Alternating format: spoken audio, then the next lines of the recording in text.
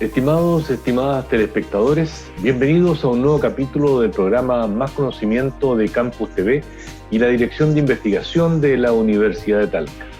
En esta octava temporada de Más Conocimiento, en este caso internacional, estamos entrevistando a investigadores de diferentes universidades del mundo que forman parte de la red de investigación de académicos de nuestra universidad. Es probable que si ustedes escuchan hablar de alcaloides piensen en cocaína, en morfina tal vez, pero la verdad es que existen miles de alcaloides, que algunos de ellos tienen efectos farmacológicos. Para conversar sobre alcaloides vamos a hablar con un experto internacional en el tema, con el doctor Jaume Bastida de la Universidad de Barcelona, España. Él es académico de la Facultad de Farmacia y Ciencias de la Alimentación de dicha universidad. Acompáñenos a hablar con el profesor Jaume Bastida.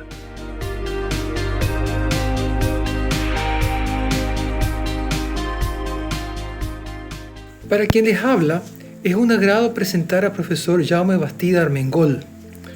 Jaume es un científico catalán que ha dedicado su vida a entender la química y la biodiversidad de un grupo de plantas que contiene entre sus componentes una serie de alcaloides con mucho potencial para el tratamiento de formas leves y moderadas de la enfermedad de Alzheimer y de otros procesos neurodegenerativos. El profesor Bastida es catedrático de la Universidad de Barcelona. Se ha dedicado a tejer una red de colaboraciones con todo el mundo y en particular con América Latina, buscando no solamente estudiar en conjunto temas de interés universal, sino también estableciendo una red de colaboración basada en el respeto, los intereses comunes y en particular la protección de la naturaleza. Sus estudios en la familia Amarilidáceas son reconocidos a nivel mundial y en este momento es probablemente la persona con mayor experiencia en la química y estructura de este fascinante grupo de compuestos. Lo dejamos a continuación con el profesor Bastida, que además de ser un gran investigador, es una persona completa y un ser humano con características únicas. Bienvenido, Jaume.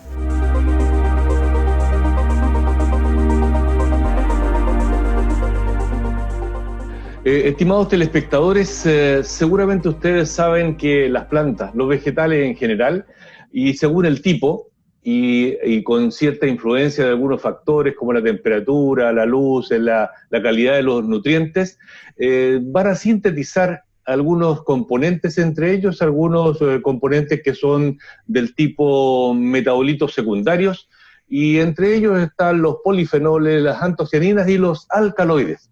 ¿Qué son estos compuestos, los alcaloides? ¿Cómo se sintetizan? ¿Cómo se les puede estudiar? ¿Qué efectos biológicos pueden tener?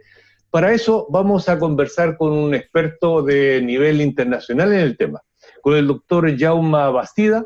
Él es catedrático, catedrático para acá en Chile, entenderlo, es la máxima jerarquía académica en la Universidad Española. Y él tiene una afiliación al Departamento de Biología, Sanidad y Medio Ambiente de la Facultad de Farmacia y Ciencias de la Alimentación en la Universidad de Barcelona, España. El doctor Bastida, él es farmacéutico, en equivalente Chile, químico farmacéutico de profesión, doctor en farmacia, y realizó estadías postdoctorales en Francia y Reino Unido. Sus líneas de investigación se concentran en la química de los productos naturales, especialmente en una familia particular de los alcaloides. Por casi 40 años se ha dedicado a la docencia y la investigación en la Universidad de Barcelona, en la UB. Tiene alrededor de 250 publicaciones, publicaciones científicas y libros, capítulos de libros, y ha participado en alrededor de 70 proyectos de investigación. Es todo, podríamos decir aquí en equivalente Chile, es todo un investigador. y ha trabajado en forma colaborativa, esto es muy interesante, con investigadores de varios países de Latinoamérica. Jaume, gracias por aceptar la invitación de Campus TV a este programa Más Conocimiento. Muchas gracias a ustedes. Bueno, Jaume, vamos a conversar sobre tus investigaciones, pero en este primer bloque me gustaría que hiciéramos así un sobrevuelo sobre imaginarnos Cataluña, imaginarnos Barcelona, y si tú nos pudieses contar primero, ¿dónde dentro de España, en esa península ibérica, allí en ese extremo suroeste de Europa, suroeste, bien, está bien, creo, ¿ya? Dentro de esa península, ¿dónde está Barcelona? ¿Dónde está Cataluña? Barcelona se encuentra en España, en el sector noreste de la península ibérica. Estamos en el sur de Europa, está bañado por el Mediterráneo. Es una zona atractiva turísticamente y, bien, no sé, la ubicación es esta, pero Barcelona tiene, bueno, claro, yo he nacido en Barcelona y que solamente le voy a encontrar ventajas, ¿no? Entonces, una ciudad cosmopolita, mediterránea, pero organizada a la vez. Tenemos fama los mediterráneos de no ser demasiado organizados. Barcelona lo es. Es atractiva para el visitante, es una ciudad muy bonita. Ya sé que no soy neutral, pero es muy bonita. A propósito de lo bonito, sí. ¿podrías nombrar algunos, no sé, edificios? Sí. Tenemos aquí edificios de la época modernista, de finales del siglo XIX e inicios del siglo XX. Monumentos emblemáticos como la Sagrada Familia, aún está inacabada, pero ya falta poco. El Parc Güell, la Pedrera, la Casa Batlló. Todos estos edificios son obra del magistral arquitecto Antonio Gaudí, que tanto dio a la ciudad y que paradójicamente murió en la más absoluta miseria, atropellado por un tranvía. O sea, estas paradojas de la vida, ¿no? Yeah. Tenemos el barrio gótico, la catedral, que es distinta a la Sagrada Familia, ¿no?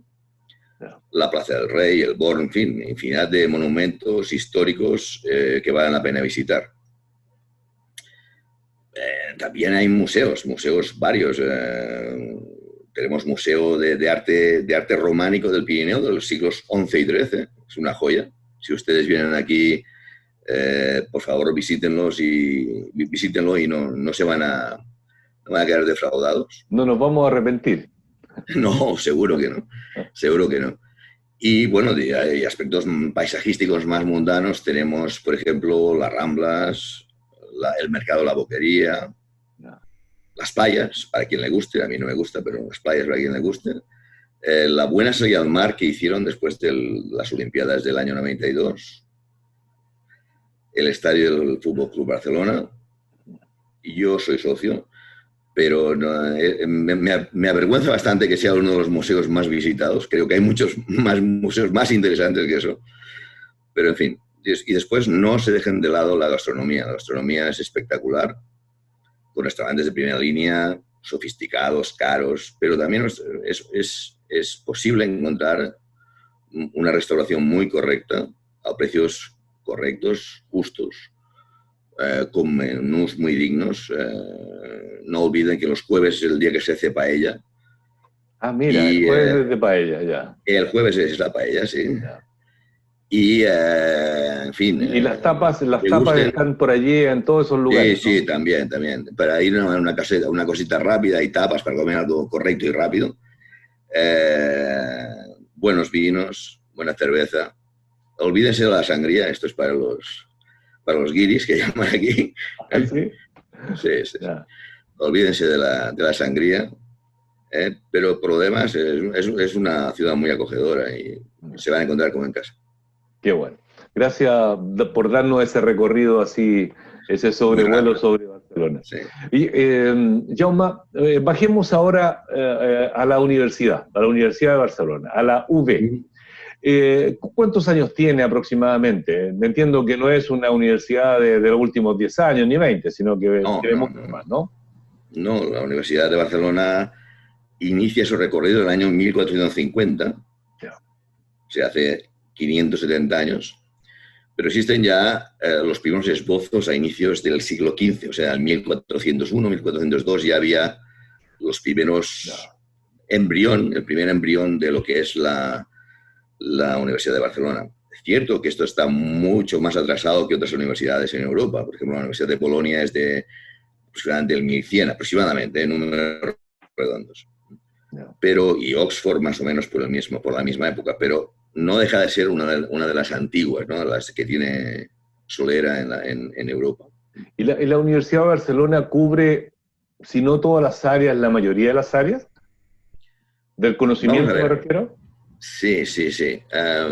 Vamos a ver. Cubre algunas áreas, porque buena parte de estas áreas que no cubre formaban parte de la Universidad de Barcelona, pero a partir del 1970 pasaron a formar parte de lo que se denomina la Universidad Politécnica de Cataluña, la UPC.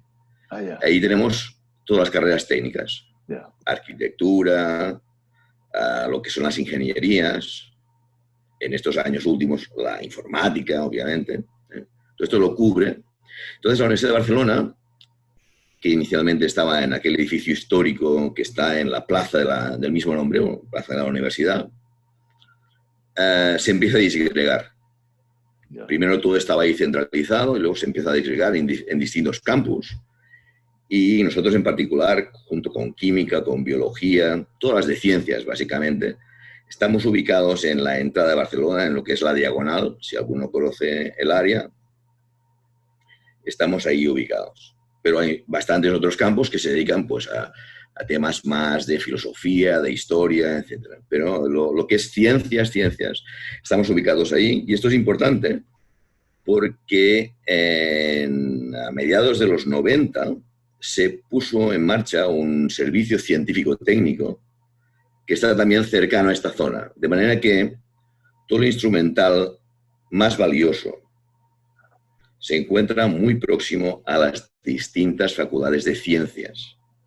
Y podemos acceder a este instrumental con un mínimo desplazamiento.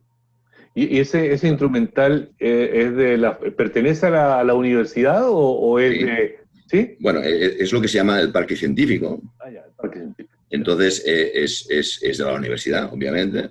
Nosotros también pagamos, los distintos grupos de investigación también pagan. Pero pagan una cantidad mucho más reducida que si nosotros fuéramos un grupo de una industria o de foráneo. Ya. Qué bien. Oye, ¿y la universidad, cuántos alumnos aproximadamente tiene y qué porcentaje de ellos representan los de posgrado, los de doctorado o magíster? Aprox. El número de alumnos se encuentra sobre unos 63.000, 65.000 en este ámbito. Serán de magíster pues unos, vamos a decir el resto, de 3.000 estos serán de distintos tipos de máster. Y después hay también una serie de personas que realizan el doctorado, pero el doctorado últimamente es más práctico, no es como antes que había asignaturas de doctorado. Esto en todo caso se cursa en el máster y el doctorado es 100% práctico.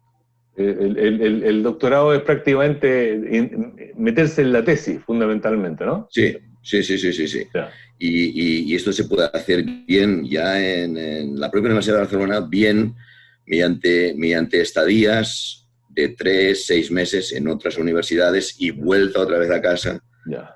Lo que se denomina también doctorados de tipo sándwich, en lo que una parte se realiza en Barcelona, otra parte en el país de origen.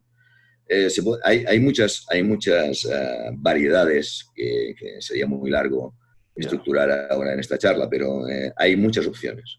¿Y la universidad, a tu juicio, es una universidad, voy a decir, de investigación? ¿Es una universidad a la cual la investigación le da importancia? Sí, la universidad, sobre todo, y vamos a decir que en los últimos años ha decaído bastante esta investigación en las universidades a favor de lo que se llaman los institutos de investigación. Yeah. Los institutos de investigación, que en principio podría ser una idea fantástica de agrupar en un mismo instituto áreas de conocimiento parejas para poder realizar un trabajo conjunto mucho mejor. Lo que ha sucedido es que esto ciertamente es así, pero en detrimento de la investigación que se hacía en las universidades. Yeah. Si hubiera recursos económicos suficientes, se podría haber montado esto y además no dejar caer los grupos que aún seguimos en las universidades. Yeah. Pero los recursos económicos han ido disminuyendo progresivamente, se ha favorecido los institutos y se ha dejado de un lado la investigación en la universidad.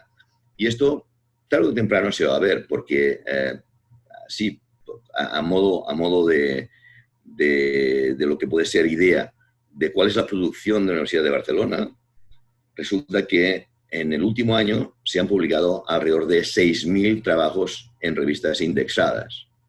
6.000 trabajos en un año. Esto es mucho trabajo. Esto no se va a conseguir con los institutos.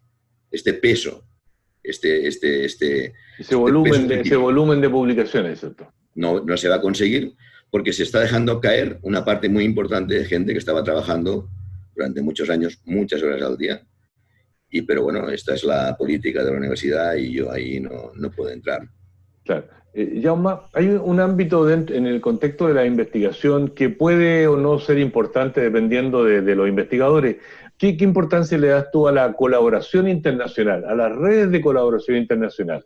Bien, si estas redes de colaboración están dotadas de dinero, si tienen una dotación, fantástico. Si es propio voluntarismo de la gente, tarde o temprano esto no va a funcionar. Entonces, está muy bien hacer muchos convenios, está muy bien hacer muchos tratados de colaboración, ligas europeas de universidades de investigación, LERU se llama, mucho convenio, mucha cosa de este estilo, pero esto hay que dotarlo, y hay que dotarlo bien.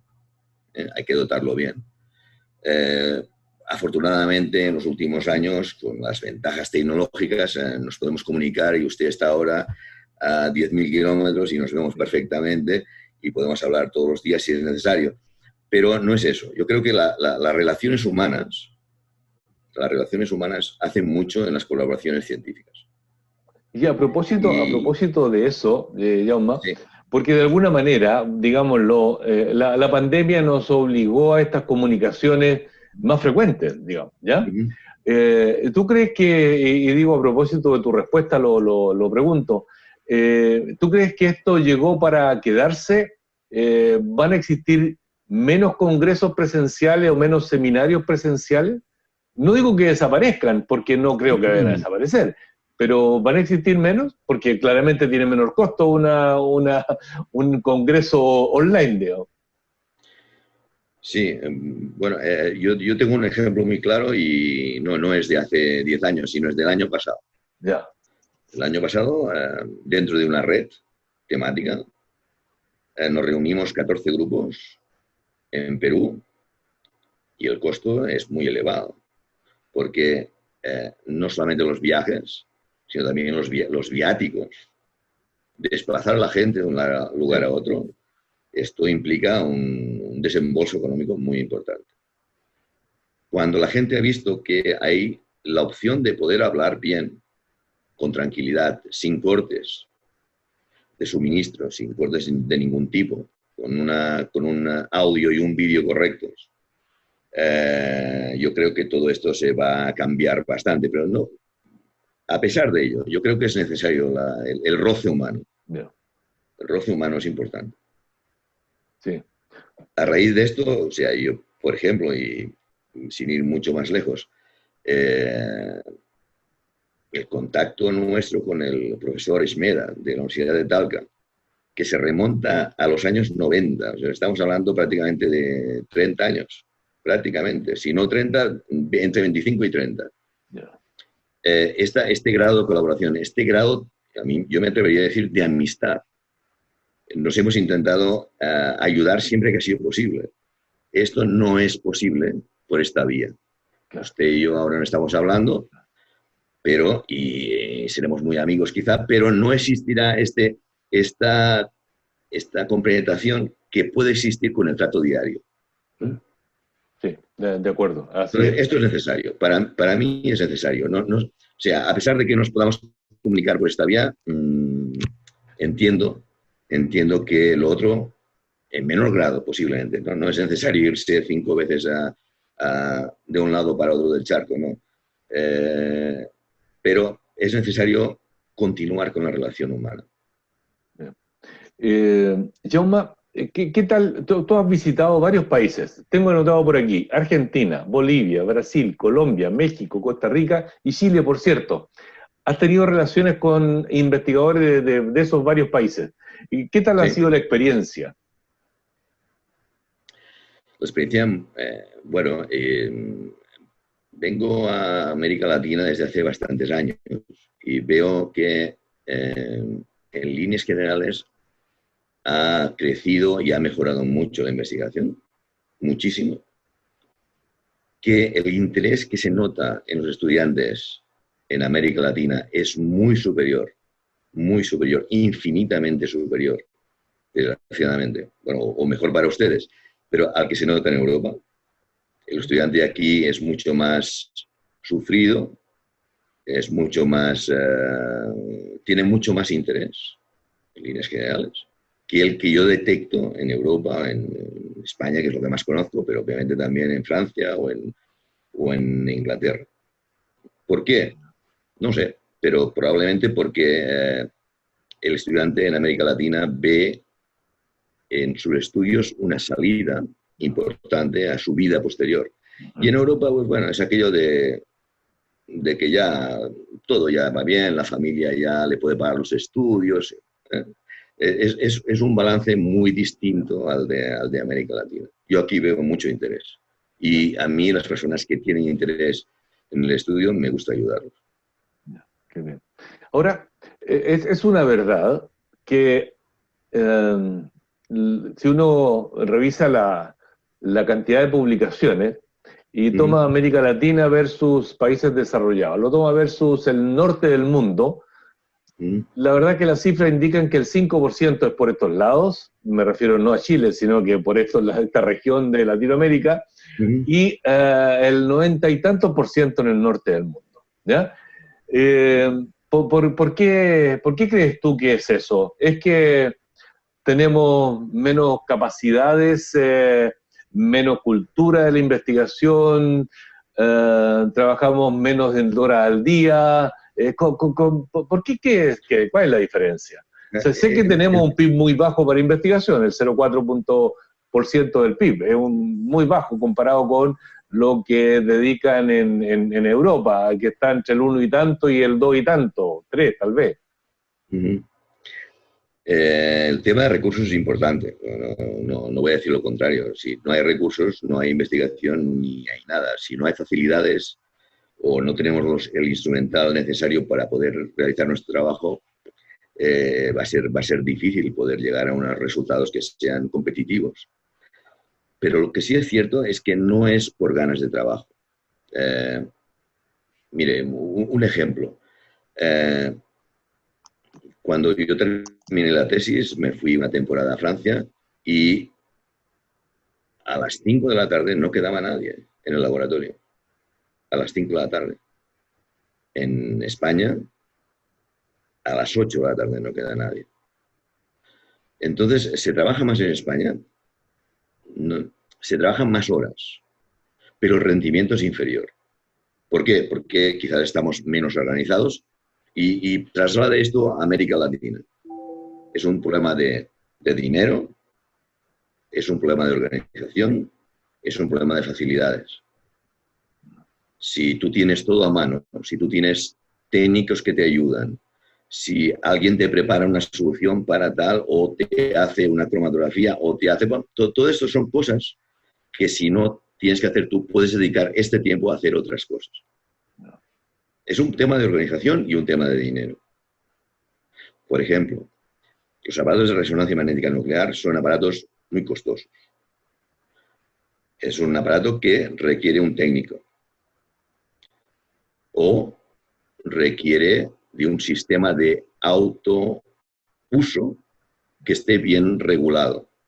Por ejemplo, en Barcelona En la Facultad de Farmacia mismo, que es donde estoy yo, tenemos 2 aparatos ahora de 400. Uno que funciona con un robot las 24 horas, por lo tanto es un aparato que no para. Por tanto, día y noche está funcionando, hasta que se estropea, obviamente, el pobre. Pero el otro funciona en régimen de autoservicio. Y tenemos establecidos que tal hora va fulanito, tal hora va otro, tal hora va otro, tal hora va otro. ¿Entienden? Esto es organización, pero es dinero. Hay que comprar los aparatos. O hay que tener un técnico para que haga los espectros. O hay que tener un carrusel para poder utilizar el aparato las 24 horas. Y es un tema de dinero y organización. Sí. Jaume, vamos a hacer una breve pausa. Luego, al regreso, vamos a conversar sobre tus investigaciones. Vamos a conversar sobre alcaloides, ¿ya? En el cual tú eres una autoridad internacional en el tema. Estimados telespectadores, esperen unos breves segundos. Ya volvemos.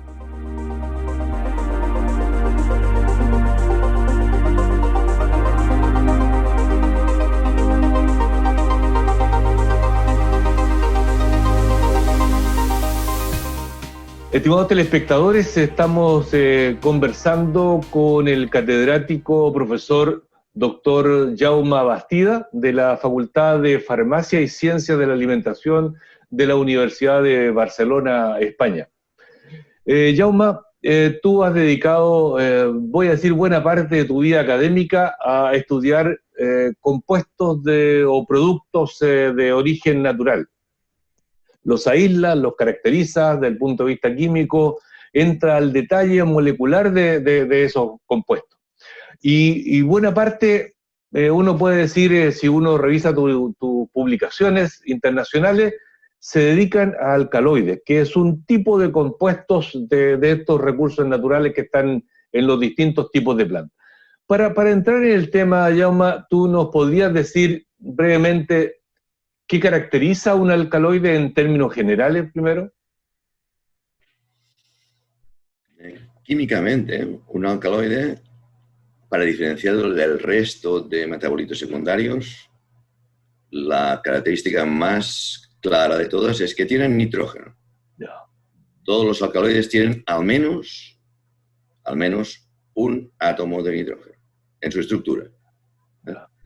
Son estructuras generalmente bastante complejas, con 3, 4 ciclos, en fin. Y son compuestos muy activos.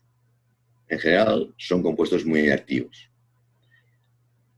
Es por eso que nosotros elegimos este grupo de metabolitos secundarios cuando iniciamos nuestro trabajo de investigación.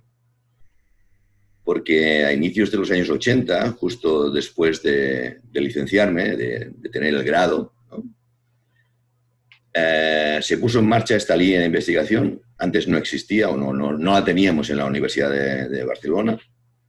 Y la idea era de encontrar productos que fueran nuevos, de estructura nueva, y que fueran activos.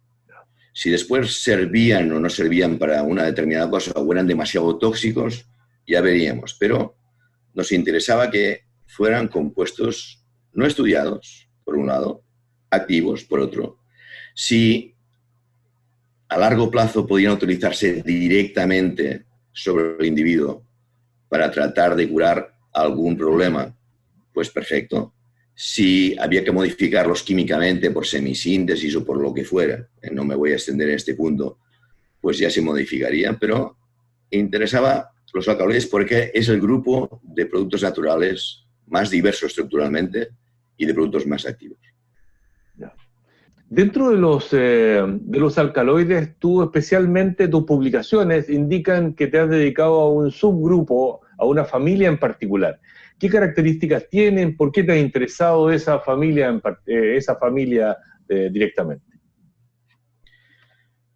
Bien, cuando nosotros empezamos en esta nueva línea de investigación, los primeros estudios que realizamos fue con una especie del género Narcissus. Y nos dimos cuenta que este género, que pertenece a la familia Amarilidaceae, tiene unos alcaloides que son exclusivos de esta familia de plantas. Por eso se denominan alcaloides de las amarilidáceas. Ya. ¿Y qué características vimos en este tipo de compuestos? Lo primero que hicimos fue consultar la bibliografía y vimos que algunos compuestos eran antitumorales. Ya. Otros compuestos tenían propiedades citotóxicas importantes. Y inicialmente decidimos decir, bueno, pues vamos a seguir por esta línea para ver si encontramos nuevos compuestos, nuevas estructuras, que bien por sí mismas, bien como cabeza de serie, para sintetizar otros compuestos, puedan ser útiles terapéuticamente. Y por eso, inicialmente nos dedicamos a las amarilidáceas. Primero, en España, en donde prioritariamente hay el género Narcissus, pero después saltamos a Sudáfrica y América Latina, porque es en estas dos zonas donde está la máxima diversidad de los géneros de esta familia.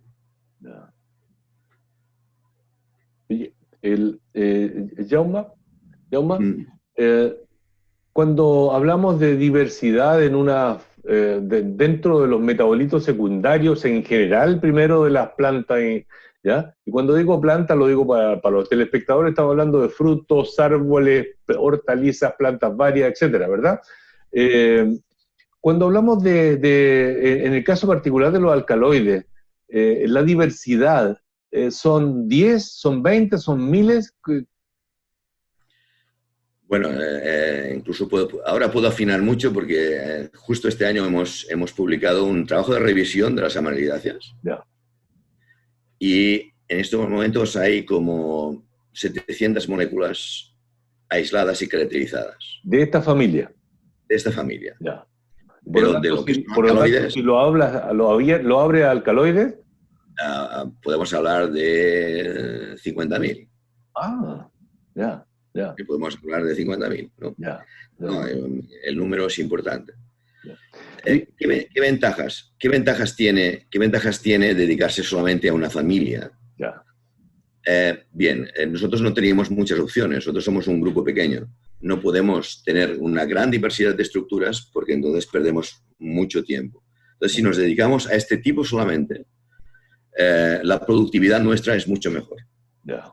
Y por eso nos dedicamos solamente a esto. Inicialmente también nos dedicamos a flavonoides, a terpenos, a otro tipo de alcaloides, indólicos, a porfínicos.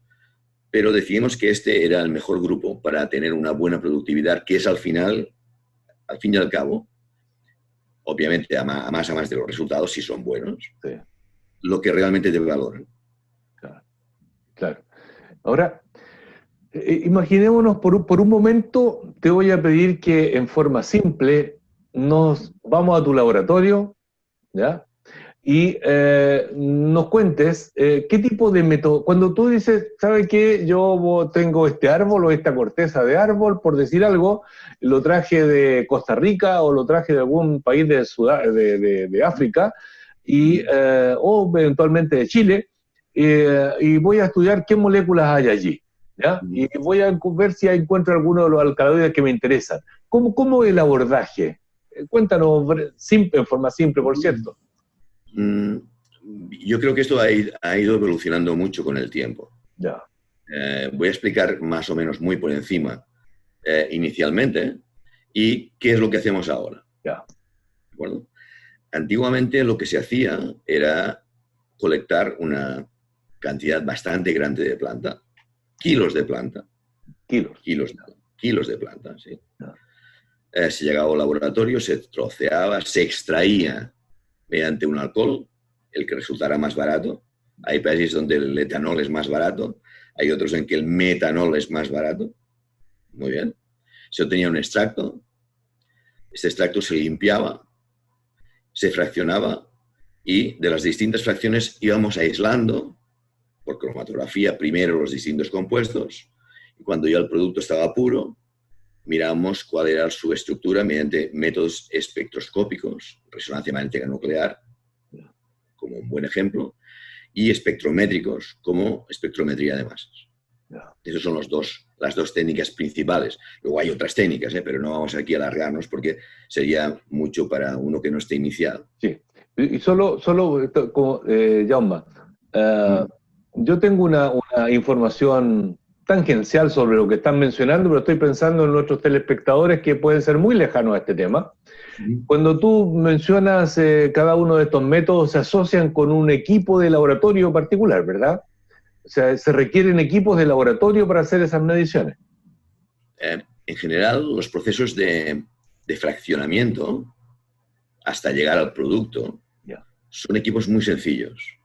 Columnas cromatográficas o cromatografía de media presión o cromatografía al vacío. Estos son métodos cromatográficos que nos permiten separar los distintos alcaloides, terpenos, lo que sea, de la planta. ¿De acuerdo? En fracciones más o menos pequeñas. Y luego iremos voy a decir, cuando tú dices fracciones, estamos separando un grupo de otro grupo, de otro grupo, de otro grupo de compuestos. Y en el caso de los alcaloides, por ejemplo, hay un sistema muy fácil, porque como tienen nitrógeno, este nitrógeno puede protonarse y podemos limpiar el extracto y quedarnos solamente con la parte de los alcaloides.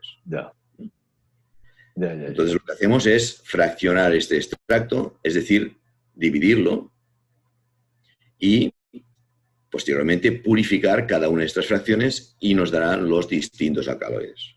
Cuando tenemos el alcaloide más o menos puro, si puede ser lo más puro posible, lo que hacemos es caracterizar la estructura de este alcaloide mediante métodos espectroscópicos y espectrométricos. Entre ellos... lo que me suena más cercano, y tú corrígeme por favor, sé que se utiliza, cuando ya tienen algo más puro, recurren a la resonancia magnética nuclear. ¿Qué hay de cierto eso? Bien, es un método muy interesante porque no consume material. No consume material. Entonces, por ejemplo, cuando nosotros iniciamos esta andadura y precisábamos de lo que se denomina un carbono 13 de resonancia magnética nuclear, necesitábamos, fíjense, 80 miligramos del compuesto para poder tener este estudio, esta técnica, ¿de acuerdo? Ahora, con 1-2 miligramos, 40 años después, cierto, pero con 1-2 miligramos podemos hacer todo el estudio de la estructura de estos compuestos. Entonces hemos mejorado sustancialmente. ¿En qué ha redundado esto? En que no precisamos ahora ya recolectar kilos de planta, sino que necesitamos gramos de planta. O sea, lo puede trasladar en la maleta, puede ser, ¿o no? Sí, sin problema, sin problema. Y más lo explicaré. Fíjense, como nosotros nos dedicamos a un grupo cerrado de alcaloides, lo que hemos hecho durante todos estos años es conseguir patrones. O sea, íbamos aislando un producto, el producto 1, ¿ok? Y esto teníamos el patrón. Producto 2 y el patrón. Muy bien. ¿Qué hicimos un determinado día? Lo que hicimos fue hacer el estudio de gases, masas, cromatografía de gases acoplada a un sistema de espectrometría de masas. ¿Qué nos permite esto? Muy sencillo. Tenemos los espectros de masas de todos los alcaloides que nosotros tenemos en nuestra biblioteca. De manera que nosotros hacemos un extracto de la planta, lo pinchamos en el cromatógrafo de gases y tenemos los alcaloides de esta especie. Y con esto, con 5, 10 gramos de planta tenemos suficiente. Ya no vamos ni a los 100 gramos, ni mucho menos al kilo. Vamos en una muy pequeña cantidad de planta, con lo cual no perjudicamos la biodiversidad ni tenemos ningún problema de este tipo secundario que podríamos tener. Oye, estos metabolitos secundarios, voy a decir en general, no en particular los alcaloides, están en el contexto general de una planta, son cantidades pequeñas, ¿verdad? Ahora, pero tú mencionabas hace un rato que los alcaloides eran muy activos también, o sea, pueden ser activos a cantidades pequeñas, ¿sí? Sí. Hay un aspecto que me gustaría saber a propósito de lo que hacen, no digo todos los químicos, pero algunos químicos que se dedican a productos naturales y bueno, hay otros que se dedican a síntesis, pero quedémonos con productos naturales, que es modificar, por ejemplo, tiene un compuesto y le agregan bacterias o hongos y eventualmente hay una diversidad o una modificación biológica, y hay otros que son lo que le llaman semisíntesis. ¿Ustedes tienen que recurrir a eso, a esas estrategias también o no? Vamos a ir por partes. Ya. Fíjense, si nosotros damos un vistazo a lo que es el arsenal terapéutico que tenemos actualmente, veremos que las 2/3 partes de lo que usted puede encontrar en una farmacia ¿Ya? son productos que directa o indirectamente proceden de los recursos vegetales. 2/3 partes. Microbiológicos. Ya. No son de síntesis.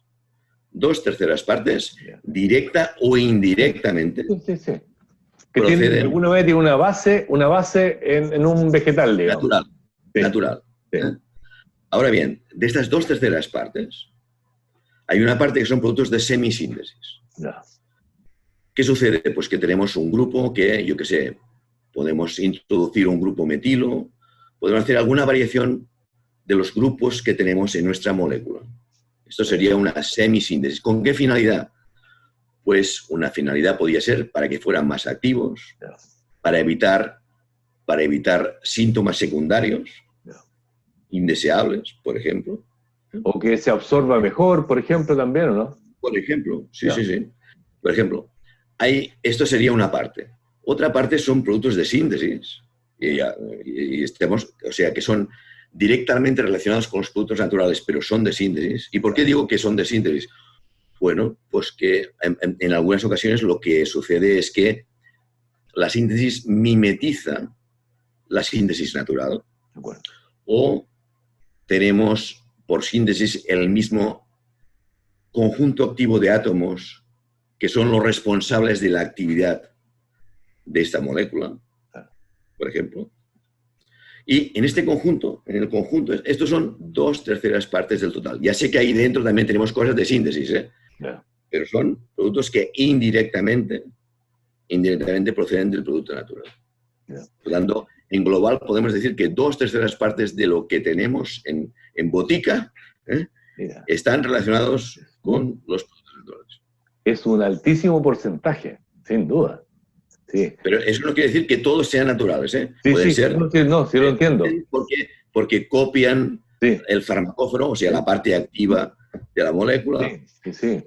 Otra razón. Sí, muy interesante eso. Pensando en cifras, muy interesante.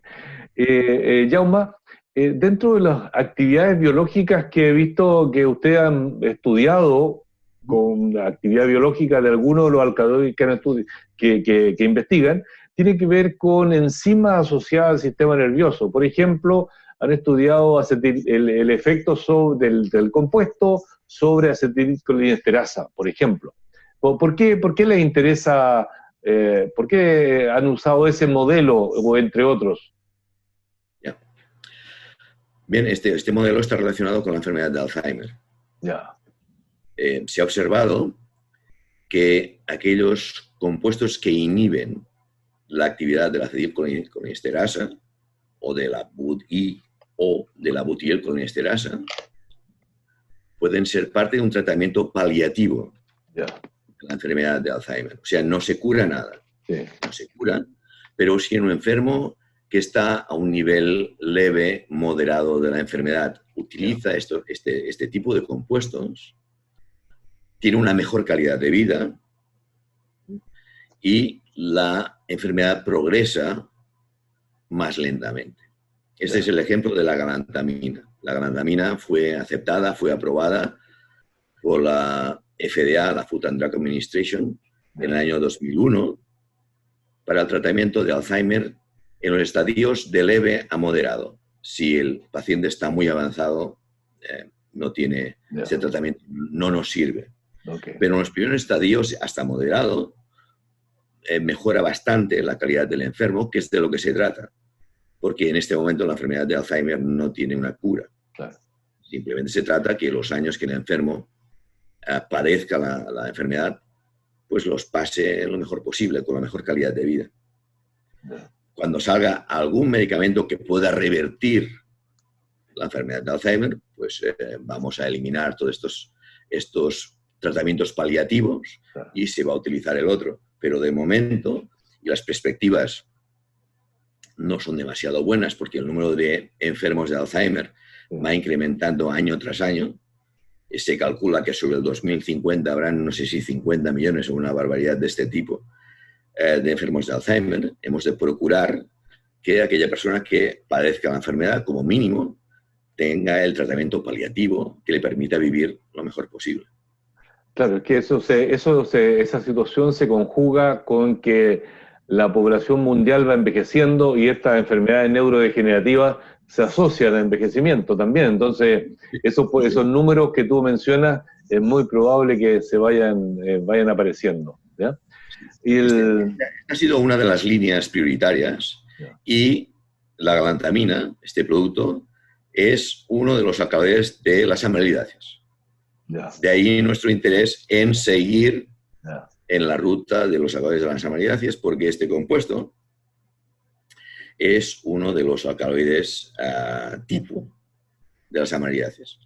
De hecho, nosotros tenemos una patente de una planta del sur de Brasil, no de la planta, sino porque hemos conseguido, las plantas no se pueden patentar, hemos conseguido que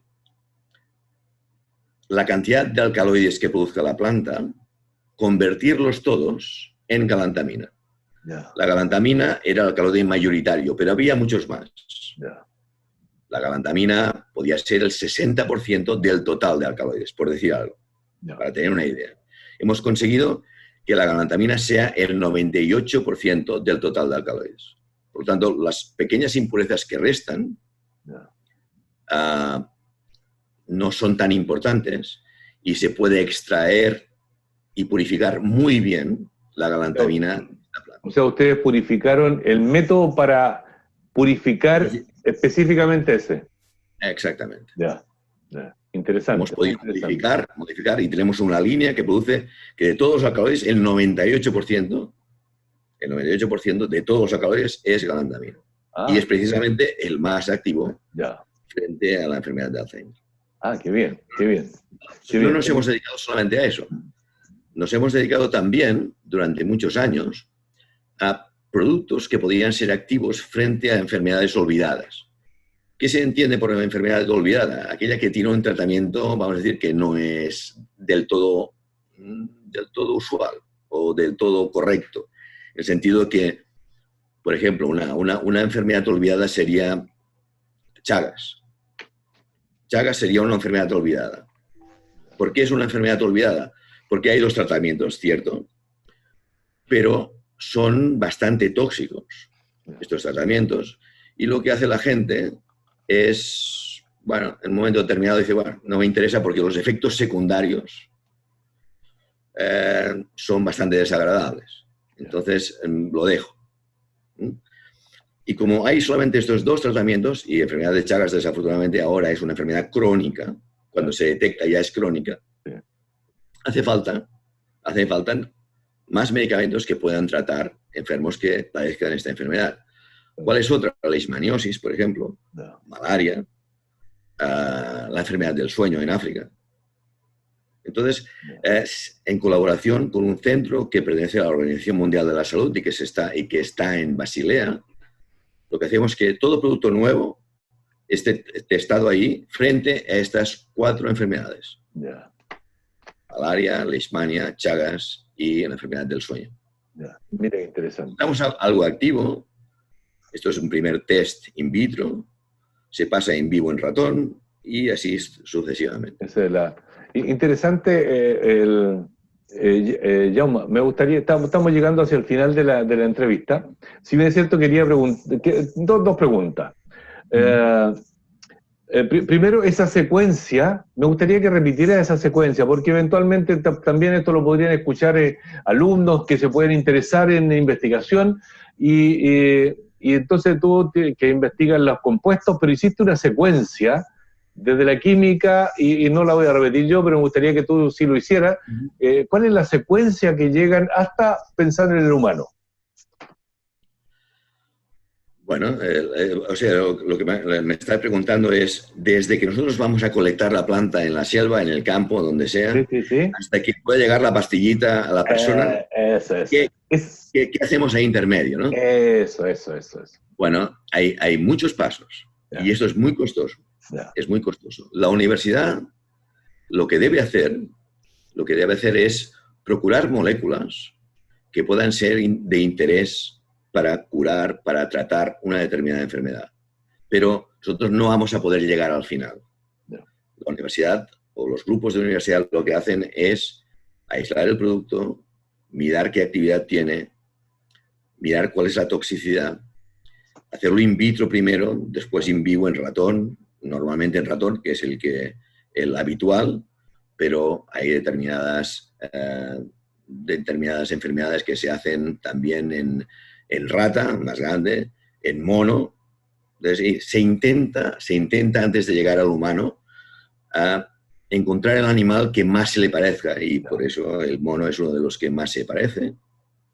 Y cuando hemos llegado a este nivel,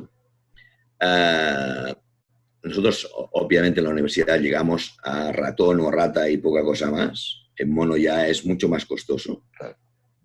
Cuando llegamos a este nivel, lo que tenemos que hacer es decirle a la empresa, mire, nosotros tenemos esto, es activo, tiene toxicidad limitada, es selectivo para esta enfermedad. ¿Usted estaría interesado en seguir a progresar más adelante? Porque el progreso de aquí hasta el final es millonario en dinero y la universidad no tiene este dinero. Si la empresa farmacéutica, si la industria farmacéutica está interesada, va a agarrar este producto, va a hacer lo que se denomina distintos estudios primero, después, si ve que todo funciona en mono y tal, va a hacer las fases clínicas, donde ya en alguna de ellas ya va a utilizar a personas. Y si todo esto funciona bien, va a intentar ver que no produzca mutagénesis, que no tengamos el problema que tuvimos con la talidomida, que no produzca malformación en fetos gestantes si la mujer es tratada cuando está en periodo de gestación. Muchas otras cosas. Y finalmente, después de 15 años, y mucho dinero. Por el tiempo, 15 años aproximadamente. Ya. Cuando llega a la industria. O sea, antes de nuestro trabajito de 2, 3 años.